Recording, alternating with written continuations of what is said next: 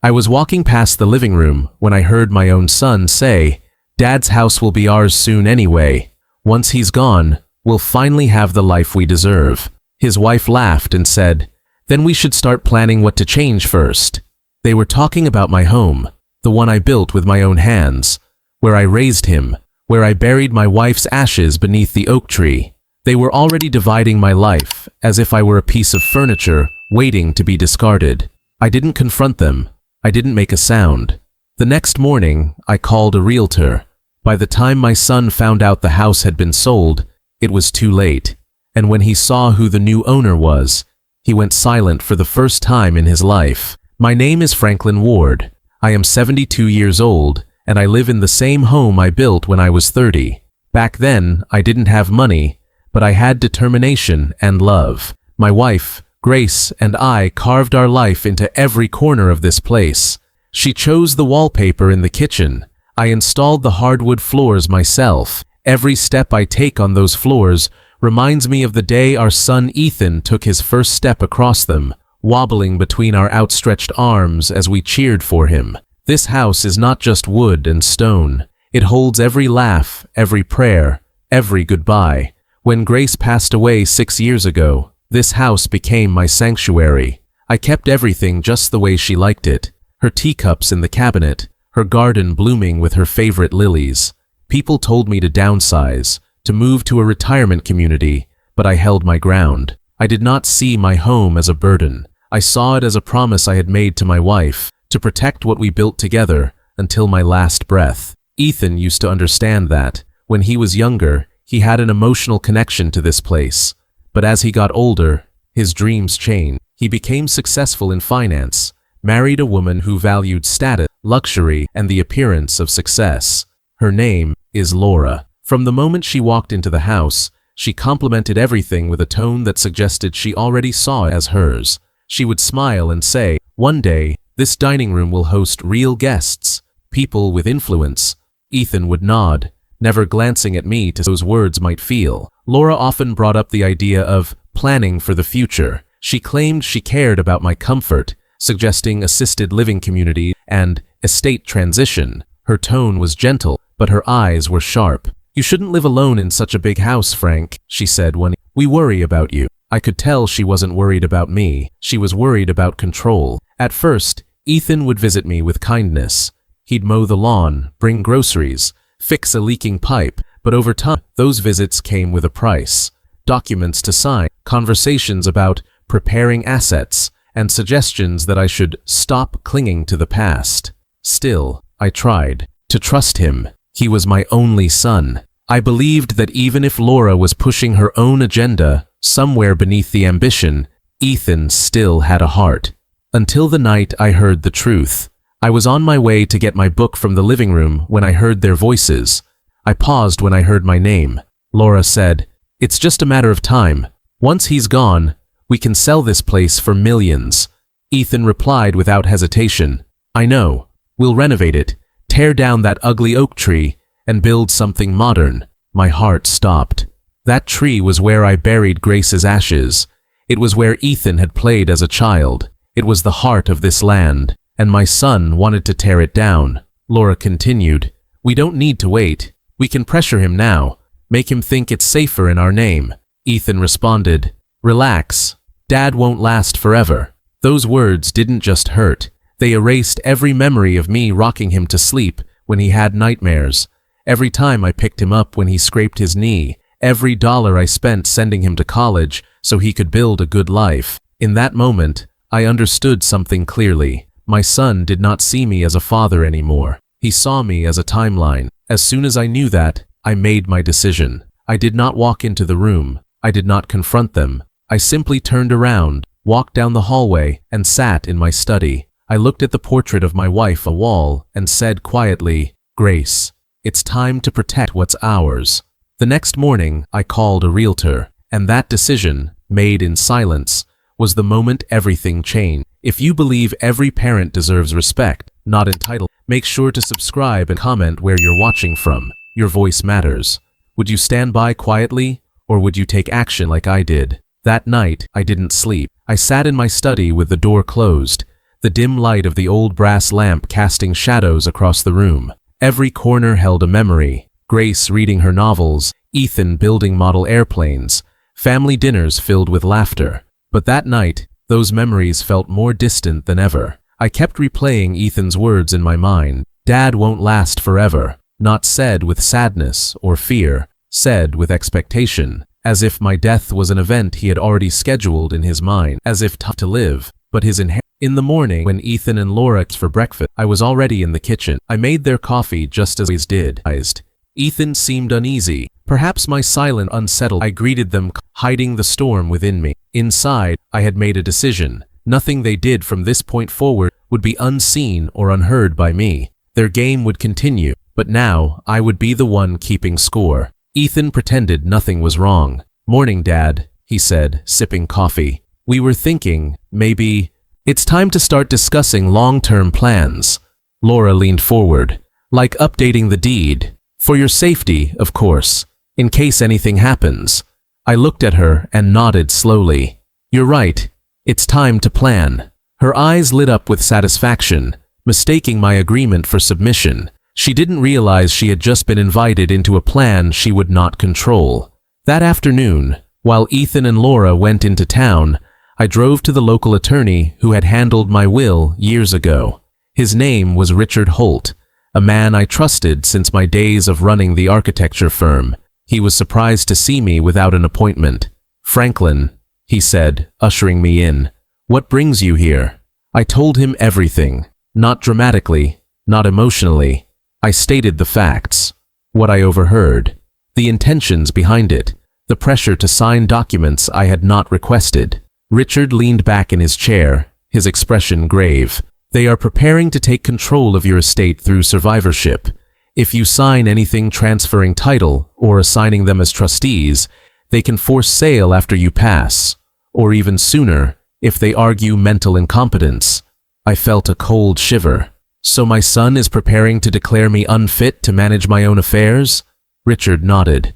"It's more common than you think. Families turn on each other when money's involved, but the law is still on your side, as long as you act before they do."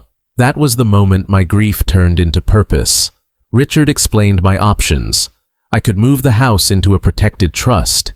I could sell it, or I could choose a private owner with a life estate agreement, meaning I would still live in the house until I passed, but ownership would no longer be in Ethan's reach. I didn't need days to think. I didn't even need hours. My answer was immediate. That evening, I returned home just as Ethan and Laura came back from dinner. They were in good spirits, laughing, unaware that their timeline had just collapsed. Laura noticed the envelope in my hand. "What's that?" she asked. "Just legal paperwork," I said with a smile. "For financial planning."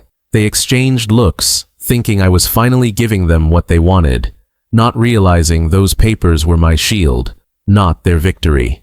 The next day, I pretended to rest while they left for the city again. The moment their car disappeared down the driveway, I picked up the phone and called a realtor. Margaret Doyle, someone I had known for 20 years.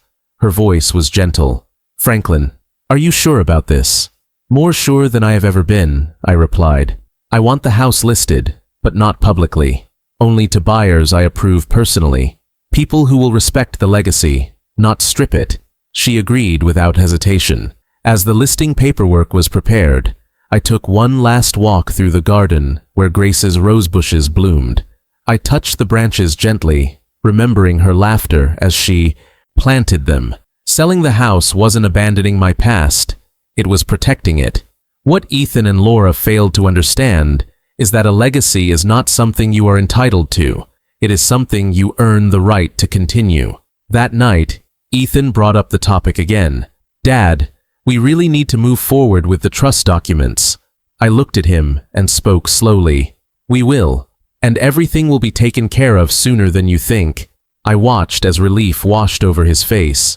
He thought he was winning, but what he didn't know was that the game had just begun, and the rules had already changed. The next morning began like any other, but I felt different. For the first time in a long while, I stood in my own kitchen, not as a man waiting for respect, but as a man reclaiming his dignity. Ethan and Laura greeted me with rehearsed politeness, masking their expectation that I would soon hand over control of the estate. Every smile they gave me now looked like a countdown, like they were already living in a future where I no longer existed. They thought time was on their side. They thought I was too weak, too sentimental, too old to take action. They were wrong. After breakfast, I excused myself under the pretense of running errands. But I didn't head to the grocery store. I went straight to Margaret Doyle's office, the realtor I trusted more than anyone in town. She had already prepared the listing documents.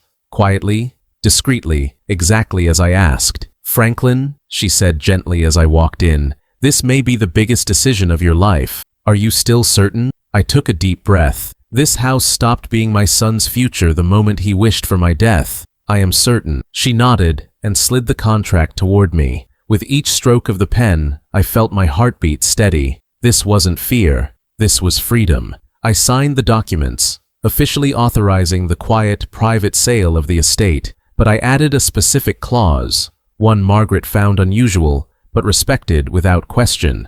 The buyer must be someone who understands legacy, not profit, someone who will preserve the land and protect my right to live there for the remainder of my life. I wouldn't sell my home to just anyone. I would sell it to the right one. Margaret had already arranged for private viewings with 3 interested parties. The first 2 were investors. Both rejected immediately. They saw the estate as acreage and square footage. But the third person who arrived took my breath away. It was Julia Bennett, my goddaughter. She had grown up in this house like it was her second home. As a child, she spent summers with Grace in the garden planting tomatoes and flowers. When Grace got sick, Julia visited every week, bringing soup and stories to cheer her. She called me Uncle Frank, even though we shared no blood, only love. When she walked through the door, her eyes filled with tears. "Uncle Frank, are you really selling?" I nodded, and, instead of asking why, she simply said, "Then I want to be the one to buy it." Her voice was steady, not greedy, not ambitious, just sincere. "I won't change a thing," she continued. "This house won't become a number on someone's investment sheet. It will stay in the hands of someone who loves it." Margaret looked at me. "There's your buyer." We finalized terms quickly. Full ownership transferred to Julia, with an irrevocable life estate clause allowing me to live there as long as I draw breath. The trust arrangement legally removed Ethan and Laura from having any future claim or inheritance rights. It wasn't revenge. It was protection. That night, when Ethan and Laura returned home, I was sitting in the study, calm as still water. Ethan entered first, holding another folder. "Dad," he began carefully, "we brought over the paperwork for the estate trust. It's time to make things official. We want to make sure everything transitions smoothly." Laura chimed in with an overly sympathetic tone. "This is just to secure your comfort. You shouldn't have to worry about these things at your age." I looked at both of them and smiled. "No need. Everything has already been taken care of." They froze. Laura exchanged a quick glance with Ethan, then put on a sweet expression. "What do you mean?" I leaned back. "The house has been sold." Silence. Ethan's voice cracked. You sold the house? Without telling us?" "You made it clear," I said calmly, "that you were waiting for me to be gone, so I made sure the house would not be yours when that time comes." Laura's mask dropped instantly. "To who? Who would even want this old place?" Before I could answer, headlights appeared through the window. A familiar car pulled into the driveway. Julia stepped out. When she entered the house, standing tall and confident, Ethan's eyes widened. He whispered, "No, absolutely not." She looked at him without a hint of emotion. "This home is not an inheritance. It's a legacy, one you tried to claim without earning." In that moment, Ethan finally understood that the future he had counted on was gone. The turning point was complete. This was no longer a story about property. It was a story about choice. A father chose dignity over silence. A goddaughter chose loyalty over blood. And tomorrow, the final confrontation would show everyone exactly what legacy truly means.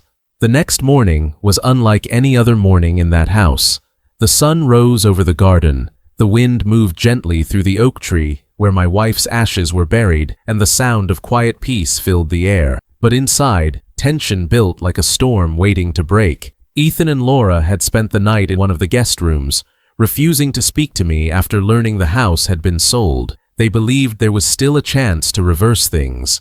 They believed they were entitled to an explanation and a way back in. By mid-morning, a knock echoed through the house. Julia arrived again, this time with official documents and the realtor. I asked everyone to meet in the great room, Ethan and Laura on one side, Julia and I on the other. The walls of that room had seen decades of family gatherings, laughter, celebration. Today, they would witness something else. Truth, standing against entitlement. Laura was the first to speak, her voice sharp but controlled. Franklin, before you move forward with whatever you think you're doing, we need to be clear. This house is a family asset. You can't just give it away to someone who isn't even your blood. Julia looked at her calmly. This home never belonged to you, and it was never promised to you. Respect is earned, not inherited through marriage. Ethan stepped forward, his voice raised. You had no right to do this behind our backs. You're not thinking straight anymore. You're making emotional decisions that affect our future. I stood, meeting his eyes with a steady gaze. That is where you are wrong. This is not an emotional decision. It is a necessary one. I heard you, Ethan. I heard you tell your wife that my death would be your beginning. You did not see me as a father. You saw me as an obstacle. Ethan's face fell. He opened his mouth, but no words came out. I continued, my voice calm but firm. You did not ask to care for me. You asked to replace me. You didn't speak of preserving your mother's rose garden. You spoke of tearing it out. You didn't want this home. You wanted the money you could get from it. Laura scoffed. You're twisting our words. We were only trying to plan for the future. Julia stepped forward now, holding a folder. This is the finalized contract. Ownership of the property has already transferred to me through private trust. Franklin holds full lifetime residency rights, and upon his passing, the estate will not be sold or altered without board approval, which you are not part of. Laura's temper snapped. This is illegal. We are his family. We have the right to contest. The realtor calmly replied, Mr. Ward acted of sound mind and with legal counsel. This was a private sale. You were never promised inheritance rights. The home is no longer an asset of his personal estate. Ethan's complexion shifted from red to pale. Dad, you did this to hurt me? I shook my head. No, son. I did this to protect the memory of your mother, to protect the land you once played on. I am not punishing you. I am preventing you from destroying something sacred. Ethan's voice softened suddenly, desperation placing anger. We could have worked this out. You didn't have to bring her into this. He gestured toward Julia with bitterness. Julia's eyes held no hostility, only truth. You had every opportunity to be part of this family's legacy, but legacy is more than blood. It is loyalty, honor, and care. Franklin trusted you, and you counted down the days until he would die so you could profit. Laura suddenly lunged forward, addressing Julia with venom. You think you're better than us because he likes you more? Julia didn't flinch. It's not about who he likes. It's about who respects what he built. Silence fell. Ethan sank into the nearest chair, realization dawning on his face for the first time. Laura stood motionless, jaw clenched, the reality settling in. The game was over. I took one final step forward. This house is not my gift to you, Ethan. It was never meant to be a prize. It was a home your mother poured her heart into, but you stopped seeing it as a home. And when you stopped respecting it, you stopped deserving it. With that, the realtor placed the final file on the table for record keeping. Julia signed her ownership confirmation. It was done. Ethan no longer had a claim. The house that he tried to take through entirely was now completely his reach. Tears filled Ethan's eyes, not from sorrow for losing, but from the sudden recognition of what he had truly lost. His place in his father's heart. He whispered, Dad, is there any way back from this? I looked at him, not with anger, but with truth. There is always a way back, but it begins with respect, not expectation. And with that, the climax was the house remained in hand that honored it. A son faced consequences of greed, and a father legacy, but his voice. The day after everything unfolded, the house no longer it breathed again. Old soul, finally. The morning sun streamed through the curtains of the great room, touching every surface with a quiet warmth. I sat in my favorite chair, the one my wife Grace used to rest while reading, and for the first time in years, I felt an unshakable calm, not because I had won something, but because I had protected something sacred. Ethan had left the previous night without another word. Laura stormed out ahead of him, furious that her vision of wealth had collapsed in front of her. But underneath Ethan's shock, I saw something I hadn't seen in a long time: genuine reflection. It wasn't anger that filled his eyes anymore. It was the dawning awareness of what greed had cost him, not just the house, but the honor of being trusted by his own father. Julia, now the rightful owner of the estate, came downstairs quietly. She brewed coffee and served it in the same porcelain cups Grace had collected from antique markets. She didn't speak about ownership or contracts. She simply said, "Uncle Frank, nothing will change here unless you want it to." It wasn't a transaction to her. It was a promise. As we walked through the garden together, I stopped beneath the oak tree where Grace's ashes rested. The branches swayed gently above us. I remembered the day we planted it. Ethan was 7, proudly holding the small sapling like he was carrying something divine. I wondered if he remembered that memory, or if it had been buried beneath his ambition. Pain passed through me, but not bitterness. There was still a chance for him to return, not to reclaim the house, but to reclaim himself. Later that afternoon, I heard a car in the driveway. Ethan had returned, not with anger this time, but with hesitation. He stood in the doorway, uncertain, his shoulders heavy with regret. "Dad," he said quietly, "can I come in?" I nodded. We sat in the living room, in silence at first. Then Ethan spoke, not as a man fighting for property, but as a son searching for forgiveness. "I lost myself," he admitted. "Laura made me believe that success meant control, that losing this house would mean losing power. But I forgot this place isn't about power. It's about family. You didn't sell it to hurt me. You sold it to save what I stopped valuing." For a long moment, I didn't respond. I was careful with my words. When a tree's roots grow weak, you do not water the leaves. You water the soil. "Ethan," I said gently, "this house was never yours to gain or lose. It was your mother's heart. When you stopped seeing that, you stopped understanding what legacy means. Legacy is not what you take from your parents. It is what you carry forward with integrity." Tears rolled down his face. It was the first time I had seen him cry since his mother's funeral. "I want to make things right," he whispered. I nodded. "Then start by honoring what she built, not by owning it, but by remembering it." We sat in quiet understanding. I didn't need an apology. I needed change, and for the first time, I believed change was possible. Over the following weeks, life settled into a peaceful rhythm. The legal proceedings finalized.